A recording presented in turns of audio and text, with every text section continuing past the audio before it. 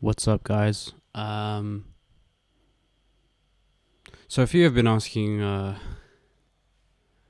how did I make certain things in this song, and I really haven't had that before, so I'll try my best to kind of like run through it and kind of like break it down to those who are interested. Maybe an introduction would be nice. My name is Fringe or Uncle Fringe, depending how you know me. Yeah, and this is my week 6 Bop Battle entry that happened like a week ago. I'm a bit late with it because of work reasons, but I'm here now. I'm just gonna jump right into it. I kind of I kind of neatened it up because I'm a very messy producer. Like, I don't label my shit at all. So for the sake of this breakdown, I just put some labels on the layers and shit, and just to kind of give you guys an understanding of what I did.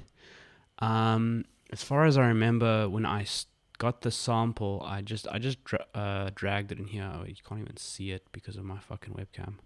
Maybe I should move my webcam. This is so professional. One sec. Let me just let your mans just move this cam. Shit. I can't. Let me just do this. Yeah, let me just do that. I'm so stupid. Yeah, so I just got the sample here, and I just started chopping like little loops that I liked. I don't clean up. I just leave it as is. But I remember the loop that I started with was here. I labeled it nicely for you guys to see. The loops over here. I think this is the loop that I like the most out of the song, that worked best for me, if I remember correctly. That's fading in. Let me just go back to...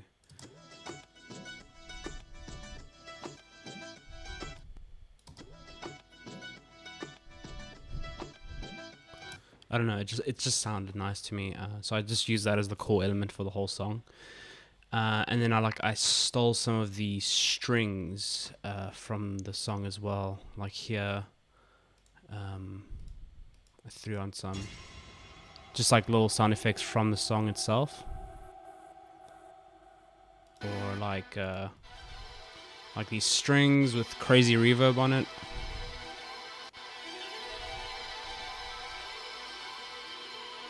I didn't do too much to it. I think I just threw on RC20 a little bit, just did some cheeky little things there. Bit of a 3A compression, and a little bit of sidechain as well. Okay, no, not a little bit, quite a lot of sidechain to the kick on the drop, so it has this really nice clean transition. That's as far as the sample goes. And then I also used this string, which I thought was really important for the song. There's quite a bit more on this one. It looks like I turned off Portal because it was just doing too much. I put some Q3 on it just to make it nice and clean. Just an EQ. I usually do this. I just automate the EQ and I fade it in usually for cleaner transitions. I put some dimension on it just for spacing. A bit of echo, just the stock echo. A little plate reverb, which is a really nice plate reverb by Soundtoys. And then compressor for sidechain a little bit at the end just to glue it all nicely. As far as this stuff goes, that's still the same. So with all that together, when you hear the drop, the sidechain and all those elements would work better together.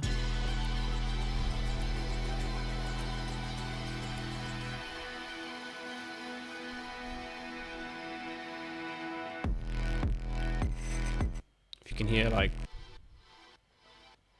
just doing like a little cheeky little sidechain.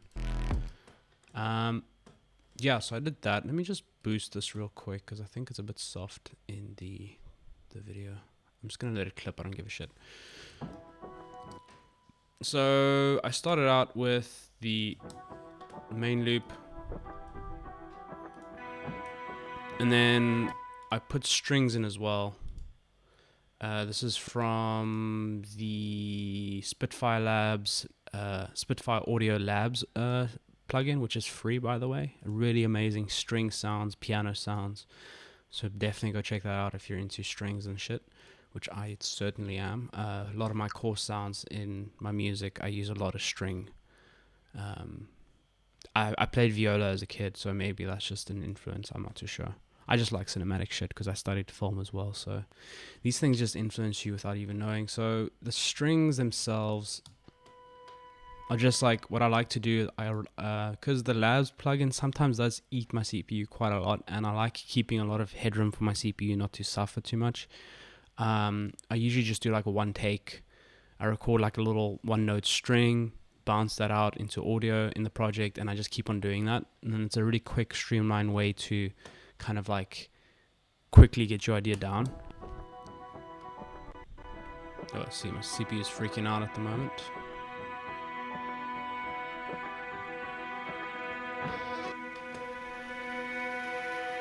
It's like a lot of nice textures for the song.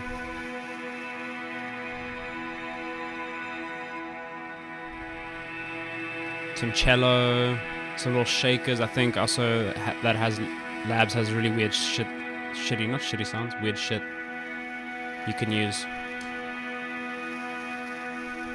And then a bit of sidechain, as per usual.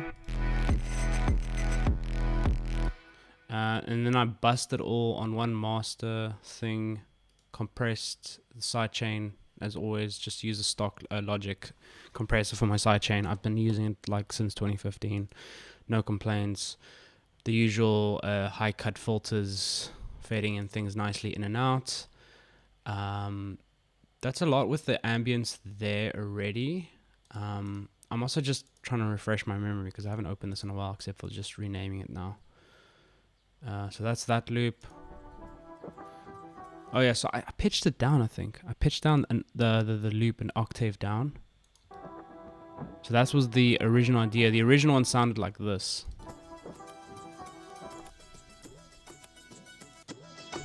Yeah, so I pitched them down. So I faded out the low octave one subtly, and then brought in the higher one as the song progressed, because I felt like the higher one punches a bit better through the mix.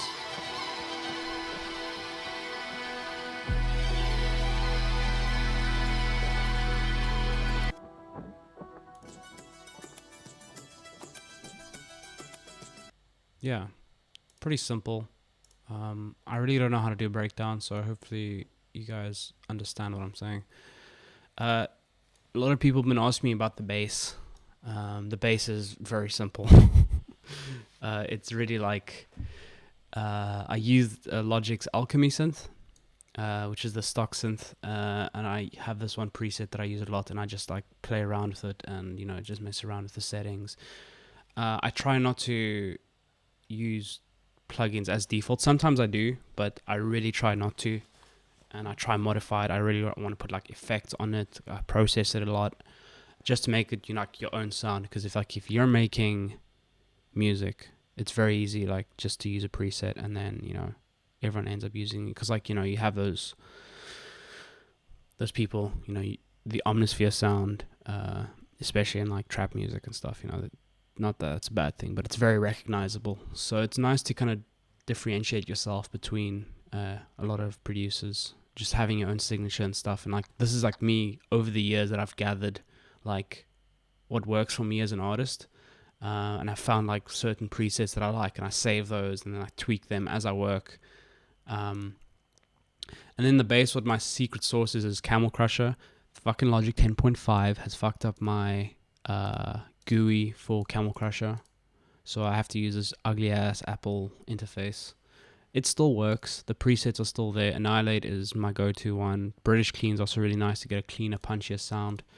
Then I've just compressed it a little bit, the bass, just to limited, not compressed, sorry. I just keep it under control. EQ'd out some annoying frequencies. Sidechain it a very like 1/4 sidechain, and then filter in, as you can see here, the automation, and it has that poopy bass sound, farty bass. Yeah, I like making it sound broken.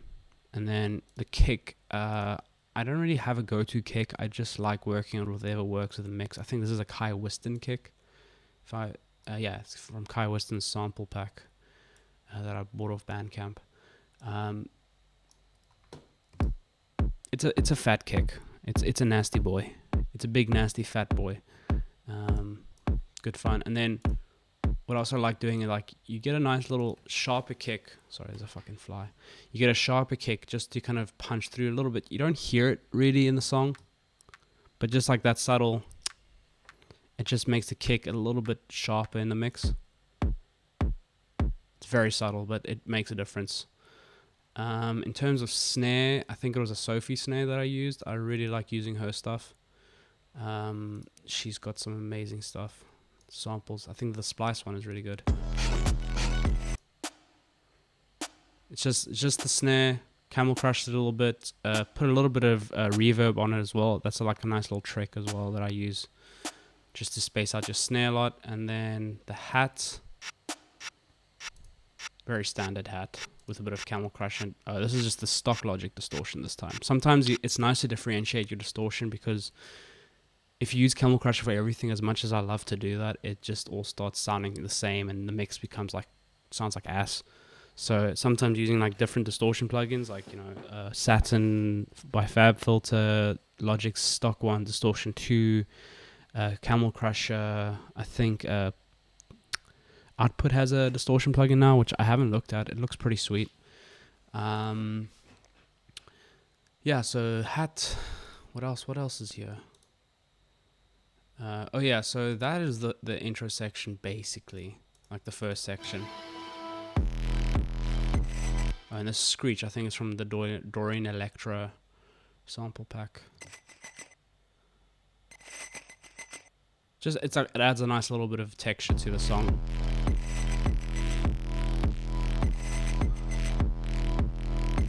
Gives you a little bit of a bounce to the song.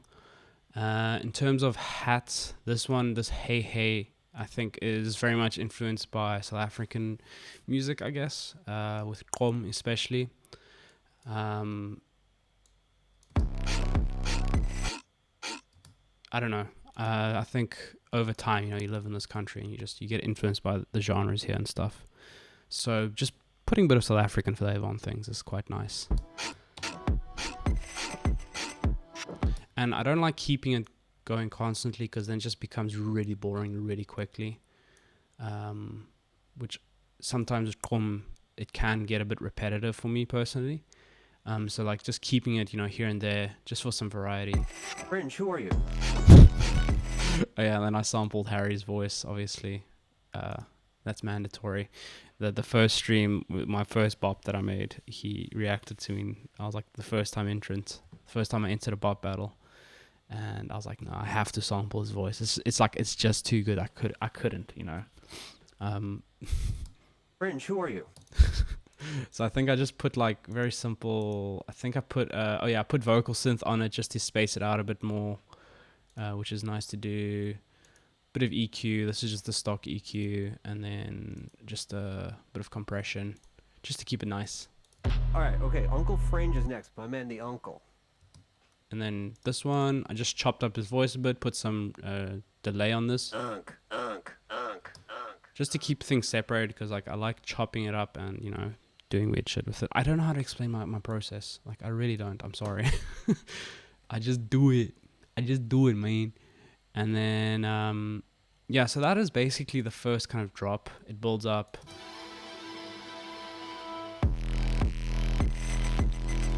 All right. And there's like these little moments in the song where you just, for interest's sake, you just have like little drum rolls. And then there's a little bit of a cowbell, little loop that I chopped up. And then the break, there's this really cool Kom impact that I use a lot. It's just nice. It's a nice transition. All right, okay. Uncle FRNGE is next. Bring in the strings again over here.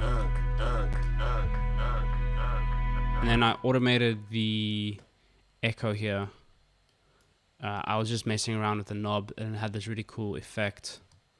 which is good fun. Like put your shit into touch mode, like here. I know all DAWs can do this. Put it in touch mode and just automate your shit. It makes your shit a lot more human, a lot more dynamic. Like you can see here, like all this automation and shit. It brings your track to like the next level. Like I learned this over time as well. It's just with automation, things just sound nice. So yeah, with that automated, it sounds like this.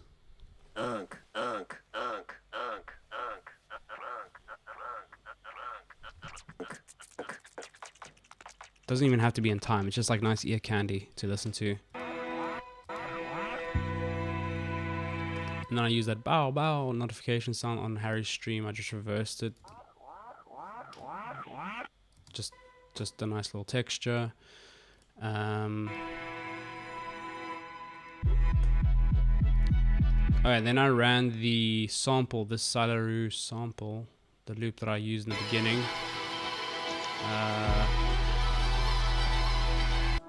I took this sound, this loop, and I ran it through Portal, and Portal gave me this, you know, the magic of the Portal that we all loved so dearly.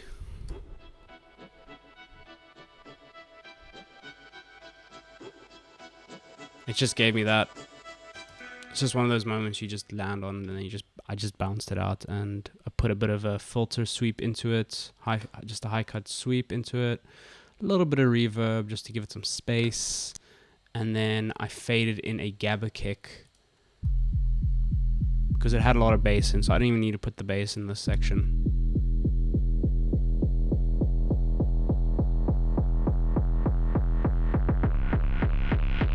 You fade it in nicely.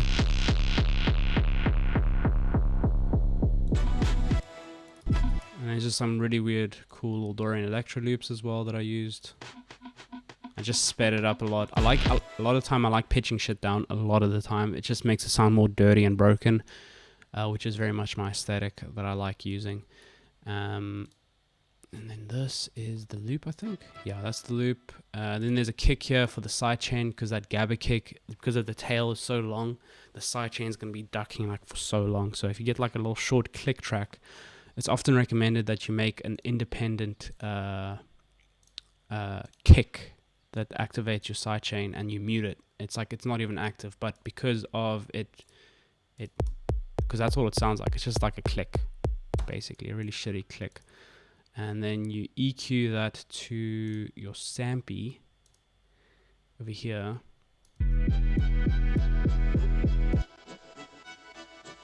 Has that really cool effect. I think without it, it just sounds like ass. Can't remember which one it is, but yeah, it works for me personally. And then I sidechain the strings a lot here. I think I sidechained the strings to the click. Yeah, you can see that sidechain's going nuts right now. I sometimes overdo the sidechain, but I think it's just also something that I like doing. And I just fade things in gently. I'm a very gentle fader. I like fading. I do like it, but I'm trying to like get into more harsher cuts and stuff. But a lot of my music is ambient based, and then you build onto those soundscapes. Welcome to the piss cage, kings and queens. Yeah, that one's for the chat. I just ran some text into a text-to-speech bot. Welcome to the piss cage. I'm still trying to figure out what a piss cage is, but yeah. And then just a little loop at the end. Camel crushed it. That's it, really. That's the structure of the song. In terms of mix, the bass is really important for me for mixing reasons. So I try to work around the bass and work the elements around the bass. As far as mastering goes, I usually get my shit mastered if it's my own releases and stuff by someone, but because it's like quick little beats that you make during the week, I have the gain plugin, and I make sure that the master out is obviously hitting -6 dB, all that good shit. And then there's this really cool free plugin by Vladislav Goncharov called Limited Number 6. It's just like this pretty freeware based limiter, compressor, clipper, all in one thing, and I just use one of the presets on this thing, and I just like tweak it a little bit just to get like that loudness war shit that everyone is competing for, to get it like, you know, nice and loud, you know, minus 0.2 output, not to clip, like you clip it a little bit for a character, but yeah, I mean, that's really it, honestly. I don't want to carry on for too long, but that's really the bop. Shout out to all the kings and the queens in the chat. Shout out to Harry. Thank you, Harry, for the great community that you have created. I'll see you guys on stream. Thanks for watching this, and I hope it was interesting.